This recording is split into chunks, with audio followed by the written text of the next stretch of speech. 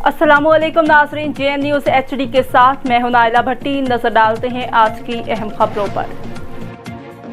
पाकपतन बासर अफराद ने माजूर मछली फरोश की दुकान से असले के जोर पर हज़ारों रुपए की मछली लूट ली और संगीन नताज की धमकियां देते हुए फरार हो गए।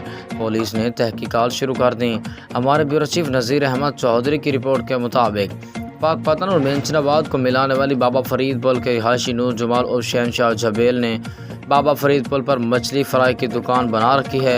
गुज़श्ता रोज़ इलाके के बासर अजहर आलू का वट्टू और फयाज अहमद मोची ने दीगर मुसल्लम मुलज़मान के हमरा दुकान पर धावा बोल दिया और असले के ज़ोर पर हज़ारों रुपए मालियत की मछली लूट ली।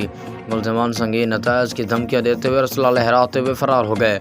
पुलिस थाना मेंशनाबाद ने तहकीकात का आगाज़ कर दिया है। जी मैं मजदूर आदमी हाँ, मेरी लत्तां फल जो है नहीं काम करदियां, मोरे का ऑपरेशन होएगा है। कौन सा मेरा पर्चा कटा जाए तो मैनू इंसाफ दिता जाए, मेरे बड़ी ज्यादती हुई।